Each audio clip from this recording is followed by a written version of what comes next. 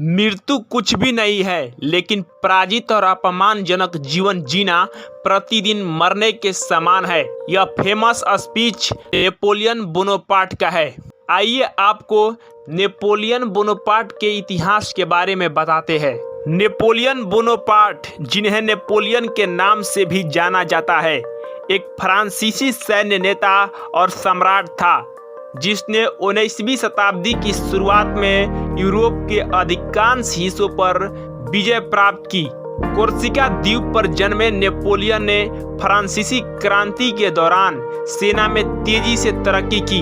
1799 में तख्ता पलट के जरिए फ्रांस में राजनीतिक सत्ता हथियाने के बाद नेपोलियन ने 1804 में खुद को सम्राट घोषित कर लिया। चतुर, महत्वाकांक्षी और कुशल सैन्य रणनीतिकार नेपोलियन ने यूरोपीय देशों के विभिन्न गठबंधनों के खिलाफ सफलतापूर्वक युद्ध और अपने साम्राज्य का विस्तार किया।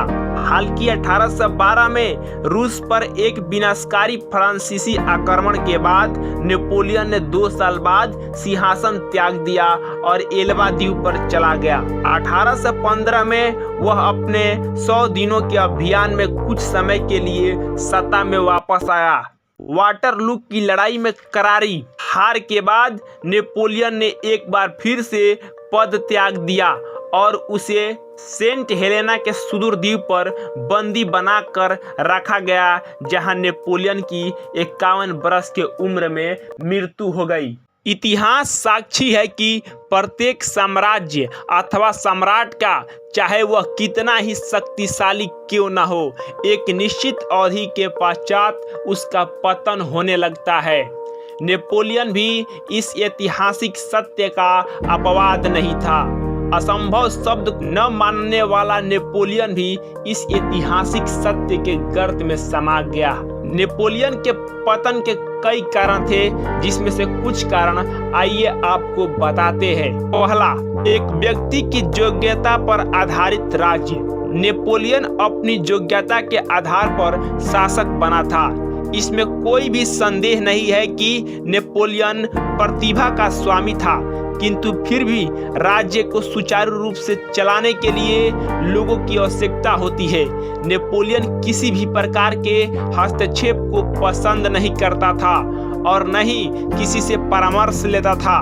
नेपोलियन यह भूल गया था कि वह ईश्वर नहीं बल्कि एक मनुष्य है और मनुष्य की क्षमताएं सीमित होती है, चाहे वह कितना भी योग्य क्यों न हो। दूसरा, उन्नति करने के लिए मनुष्य का महत्वाकांक्षी होना आवश्यक है, किंतु जब महत्वाकांक्षाएं मनुष्य की क्षमता से अधिक होने लगती है तो उसका पतन होने लगता है।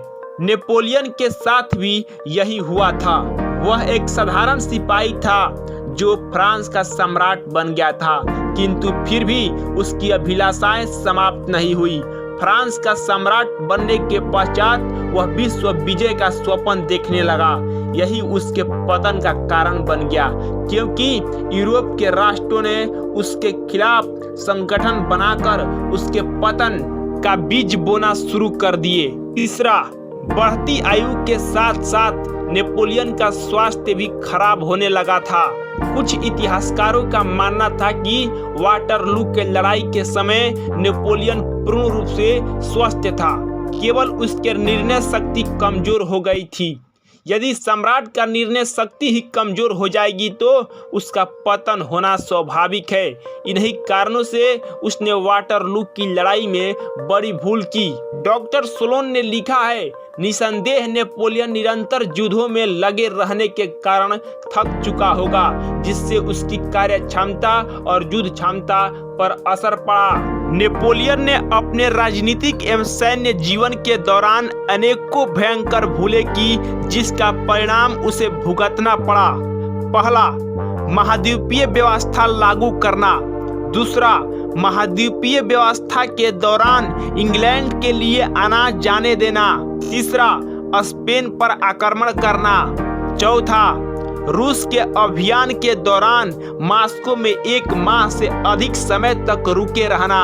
पांचवा, 4 जून 1813 ईस्वी को प्लेस बीज का युद्ध विराम करना।